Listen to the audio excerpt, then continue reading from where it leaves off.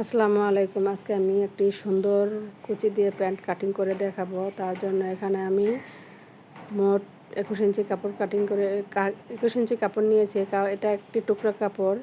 এই কাপড়টা দিয়ে এই প্যান্টটা হবে না। কুচির জন্য আরও 4 ইঞ্চি কাপড়, 5 ইঞ্চি কাপড় নিতে হবে। মোট এই কাপড়টা 26 ইঞ্চি নিতে হবে। 26 ইঞ্চি নিতে হবে। আধা গজের উপরে এই প্যান্টটা তৈরি করতে কাপড় লাগবে। প্রথমে আমি এখানে 21 ইঞ্চি কাপড়কে আমি প্রথমে 2 ভাঁজ, তারপর 4 ভাঁজ করে নিয়েছি। বন্ধ সাইডটা আমার দিকে আর খোলা সাইডটা বাইরের সামনের দিকে নিয়েছি। প্রথমে আমি কাপড়টাকে 4 ভাঁজ করে 10.5 ইঞ্চিতে একটি দাগ দিব। 10.5 ইঞ্চিতে দাগ দেওয়ার পর কাপড়টাকে আমি 4 ভাঁজে যতটুকু আছে ততটুকুই নিয়েছি। এটা 1 বছরের বাবুর জন্য তৈরি করতেছি প্যান্টটা। এভাবে 10.5 ইঞ্চিতে দাগ দিয়ে তারপর কাপড়টাকে কাটিং করে নিব।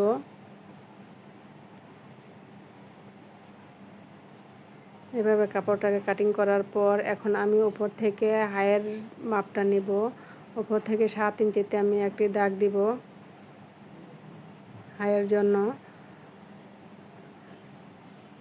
তারপর নিচ দিয়ে 1 ইঞ্চি পরিমাণে এভাবে ভাঁজ দিয়ে আমি প্যান্টের নিচের সাইডে যে মুড়িয়ে সেলাই করতে হয় তার জন্য 1 ইঞ্চি এভাবে ভাঁজ দিয়ে নিব। ভাঁজ দিয়ে তারপর নিচের হাইটাকে আমি কাটিং করব। হাইয়ের জন্য আবার এভাবে চড়ে আমি 1 ইঞ্চিতে দাগ দিব। এভাবে 1 ইঞ্চিতে দাগ দিয়ে সুন্দর কোনাকুনিভাবে একটি দাগ দিয়ে হাইটা কাটিং করে নিব। হাইটাকে এভাবে কাটিং করে নিতে হবে। এখন যে নিচ দিয়ে 1 ইঞ্চি আমি বেশি রেখেছি এখানে একটি চিহ্ন দিয়ে দিব, যাতে সেলাই করার সময় আমার সুবিধা হয় আর ছোট বড় না হয়। এভাবে চিহ্ন দিয়ে নিলে দুটি পায়েরই বর্ডারের সেলাইটা সমান হয়, কোনো পা বড় ছোট হয় না। এখন আমি উপর দিয়ে যে কুচিটা দিব তার জন্য এই 4 ভাঁজ কাপড়কে আবার 7 ইঞ্চিতে একটি দাগ দিয়ে কাটিং করে নিব। এই কাপড়টাকে দাগ কাটিং করে তারপর এখন এখানে 4 ভাঁজ আছে, আমি কাপড়টাকে 2 ভাঁজ করব। 2 ভাঁজ করে এখন এই কোনা খোলা সাইড থেকে এভাবে রাউন্ড করে আমি মাঝ বরাবর নিব। খোলা সাইড থেকে এভাবে রাউন্ড করে মাঝ বরাবর নিতে হবে। আর এখান থেকে তারপর আমি কুচি দিব। এখন আমি কাপড়টাকে রাউন্ড করে কাটিং করে নিব।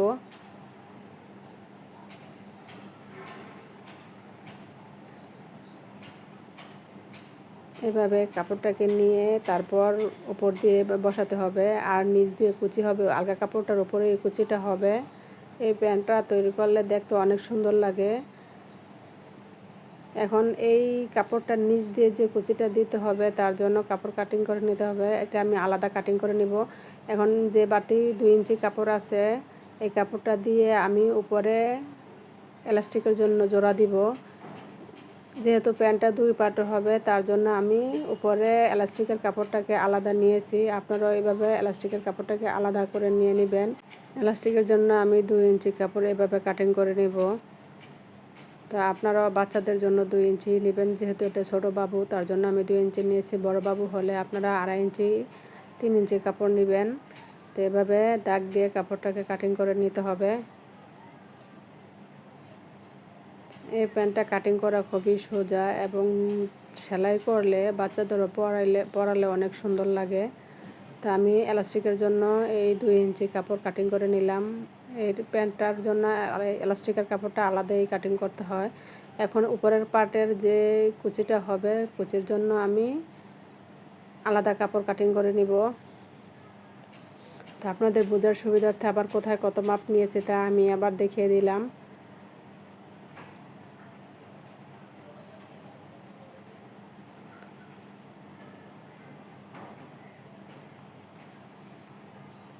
এখন আমি উপরের পার্টটার জন্য যে কুচির কাপড়টা কাটিং করব তা আমি নিব। কুচির কাপড়টা আমি 2.5 ইঞ্চি পরিমাণে নিব।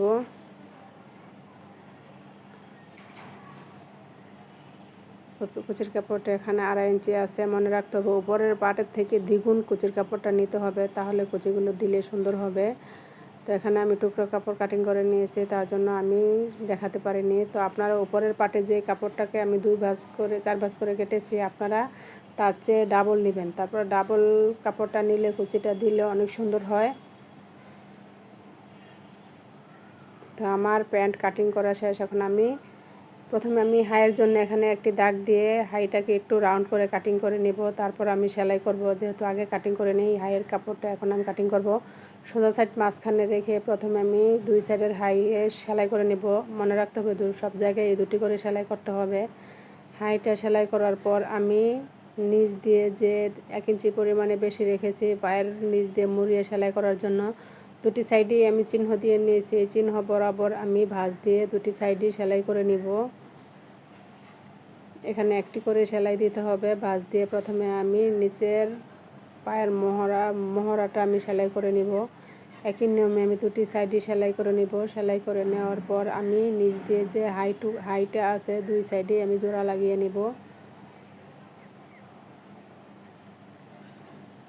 এখন প্যান্টটাকে সুন্দর করে এভাবে ধরে যতটুকু বাড়তি রাখার ততটুকু বাড়তি রেখে আমি হাইটাকে জোড়া করে নেব। এখানে আমার দুটি করে সেলাই করতে হবে, আপনারাও দুটি করে সেলাই করে নেবেন। এখন আমার প্যান্টের নিচের পার্ট কমপ্লিট। এখন আমি উপরে যে কুচির কাপড়টা কাটিং করে রেখেছি তা সেলাই করব।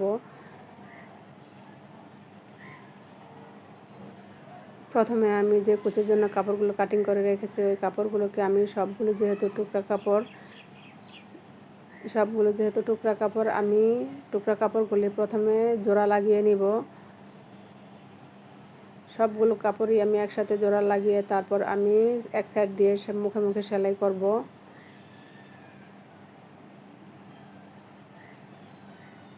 যেহেতু আমার অনেকগুলো টুকরো হয়েছে তার জন্য আমার জোড়া দিতেও সময় লাগতেছে। এখন এক সাইডে আমি কাপড়টাকে এভাবে আমি 4 ভাঁজ দিয়ে তারপর আমি দেখালাম যে কাপড়টা আমি ডাবল নিয়েছি। ডাবলের থেকেও এখানে কাপড় বেশি আছে, আপনারা ডাবলই নেওয়ার চেষ্টা করবেন। তারপর আমি এক সাইডে এভাবে ভাঁজ দিয়ে সেলাই করব। সেলাই করার পর আমি এই কাপড়টাকে প্রথমে কুচি দেব, তারপর ওই উপরের পাটটার মধ্যে লাগাবো। হয়তো সামনে দিয়ে একটু ডিস্টার্ব করবে, যে কুচিটা কিভাবে লাগিয়েছি তা দেখানো যাবে না, তার জন্য আমি দুঃখিত। এভাবে কাপড়টাকে ভাঁজ করে তারপর একটা কোনো কিছুর মাধ্যমে কুচিগুলো দিলে সুন্দর হয়। আমি স্ক্রুড্রাইভারের মাধ্যমে কুচিগুলো দিয়ে নিয়েছি। আপনারা চেষ্টা করবেন স্ক্রুড্রাইভার অথবা সুই এসব দিয়ে কুচিগুলো দিতে। সুই অথবা স্ক্রুড্রাইভার দিয়ে কুচিগুলো দিলে একই তালে সবগুলো কুচি পড়ে, একই সমানভাবে কুচিগুলো পড়ে। তো এখন আমি স্ক্রুড্রাইভারের সাহায্যে এভাবে সবগুলো কুচি দিয়ে নিব। আমার কুচিগুলো কিন্তু অনেক সুন্দর হয়েছে। কুচিগুলো দেওয়ার পর আমি উপরের যে কাপড়টা আছে তার মধ্যে আমি কুচিগুলো লাগাবো। তা আপনারা এভাবে আগে কুচিগুলো দিয়ে নেবেন, তারপর কাপড়টার মধ্যে বসাবেন। এই নিয়মে কুচি দিলে অনেক সুন্দরভাবে কুচিগুলো হয়।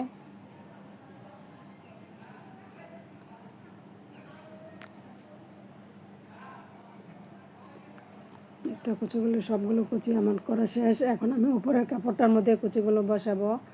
এভাবে প্রথমে কুচির সোজা সাইড আর কাপড়ের সোজা সাইড মাঝখানে থাকবে। এভাবে কুচির সোজা সাইড আর কাপড়ের সোজা সাইড মাঝখানে থাকবে। তারপরে এভাবে কুচিটা লাগিয়ে নিতে হবে। আশা করি আপনারা সবাই বুঝতে পারবেন। মাঝখান দিয়ে এখানে আমার অনেকটা ক্যামেরায় ডিস্টার্ব হয়েছে, যে সেলাইটা ঠিক মতো দেখা যায়নি, তার জন্য আমি আন্তরিকভাবে দুঃখিত। সামনে দিয়ে চেষ্টা করব যাতে এমন ভুল না হয়।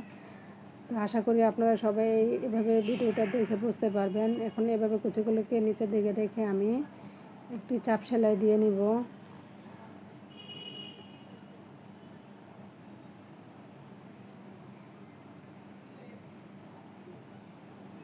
এভাবে চাপ সেলাই দিয়ে নেওয়ার পর আমি এখন প্যান্টের সোজা সাইড আর কুচির সোজা সাইড উপরের দিকে রেখে দুইটাই উপরের দিকে থাকতে হবে। এভাবে রেখে তারপর আমি প্রথমে মাঝখান দিয়ে একটি চিহ্ন দিয়ে নিয়েছি।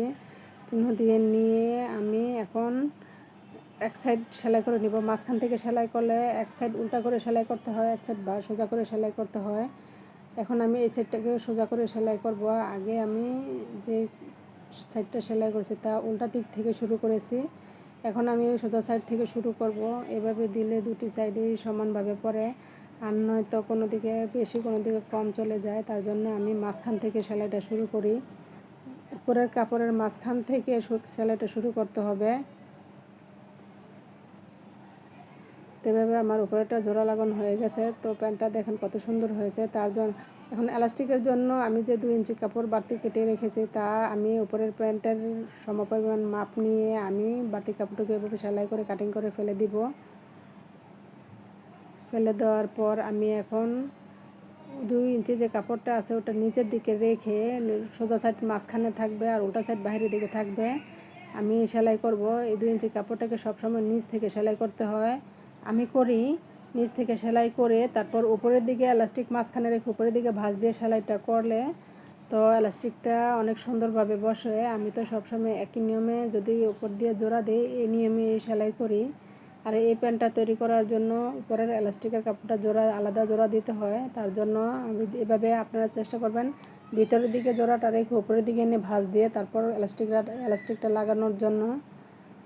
মাঝখান দিয়ে আমার ক্যামেরাটা ডিস্টার্ব হয়েছে, তার জন্য আমি দেখাতে পারিনি। এখন আবার দেখিয়ে দিচ্ছি যে আর আমার এই কাপড়টা একটু বাড়তি হয়েছে উপরের এলাস্টিকের কাপড়টা, তার জন্য আমি একটু সেলাই করে ছোট করে নিব।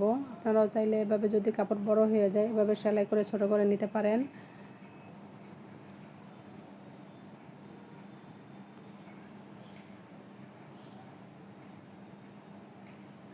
যে আমি সোজা সাইডটা মাঝখানে রেখেছি, তারপর এই যে উপরের প্যান্টের সোজা সাইড উপরের দিকে, তারপর আমি সেলাই করব। তারপর এলাস্টিক মাঝখানে দিয়ে আমি ভিতর থেকে সোজা সাইডটা উপরের দিকে এনে মুখে মুখে সেলাই করব।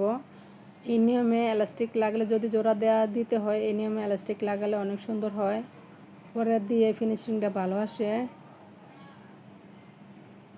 তো এভাবে আমি সবটা কাপড় আমি জোড়া লাগিয়ে নিয়েছি। এখন নিচের কাপড়টাকে এভাবে উপরে টেনে এভাবে উপরের দিকে এনে তারপর আমি যে উপর দিয়ে কাঁচা কাপড়টা আছে এটা আমার আগেই সেলাই করার দরকার ছিল।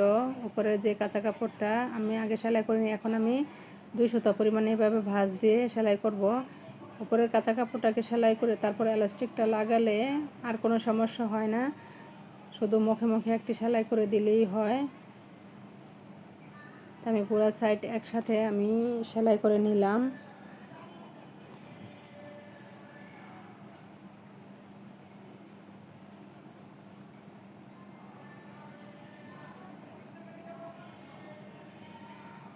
এখন আমার সেলাই করা শেষ। আমি এখন এই প্যান্টের জন্য এলাস্টিক কাটিং করে নিব। তো প্যান্টটা কিন্তু সুন্দর, মাশাআল্লাহ অনেক সুন্দর হয়েছে। তো এলাস্টিকের জন্য আমি এখানে যেহেতু হেলদি বাচ্চা তার জন্য আমি সর্বমোট 8 ইঞ্চি 2 বাজে 8 ইঞ্চি এলাস্টিক কাটিং করে নিয়েছি। তারপর এলাস্টিকটাকে এভাবে খুলে একটার উপর আরেকটা রেখে এখানে কতগুলি সেলাই করে নিব। এখানে 3-4টা সেলাই করতে হবে যাতে এলাস্টিকটা না ছুটে যায়।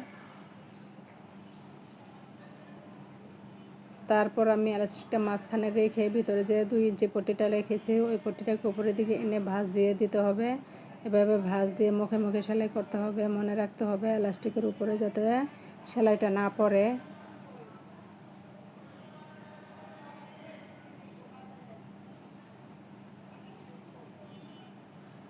এভাবে মুখে মুখে সেলাইটা করতে হবে। আর এলাস্টিকের উপর আমি আবারও বলি এলাস্টিকের উপরে যাতে সেলাই না পড়ে। এভাবে ঘুরিয়ে ঘুরিয়ে তারপর সেলাইটা করতে হবে। এলাস্টিকটা লাগানো হয়ে গেলে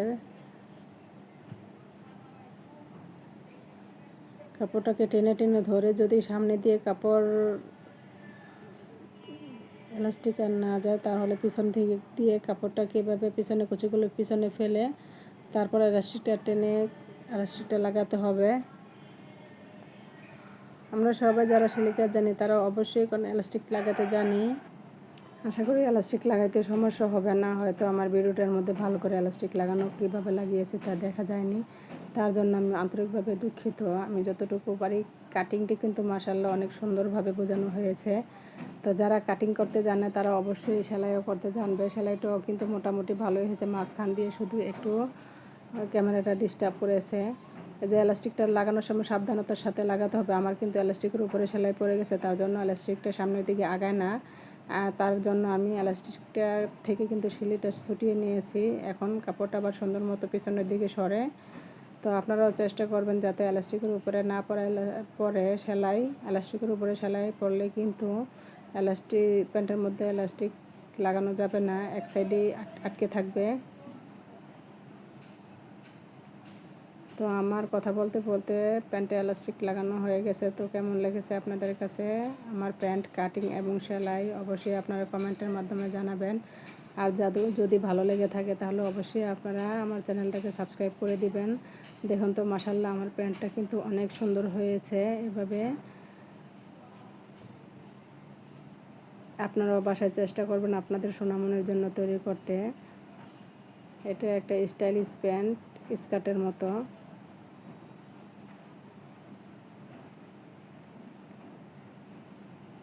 বাচ্চাদের পরালেও অনেক সুন্দর লাগে, আশা করি সবাই বুঝতে পারছেন। এলাস্টিকটা লাগানোর পর মাঝখান দিয়ে অনেকে 2টো করে সেলাই দেয়, আবার অনেকে 1টি করে সেলাই দেয়। আমি এখানে মাঝখানে 1টি করে সেলাই দিলাম। আপনারা চাইলে 2টি করেও সেলাই করতে পারেন। তো সবাই বলে যাবেন আমার প্যান্টটা কাটিং এবং সেলাই কেমন হয়েছে।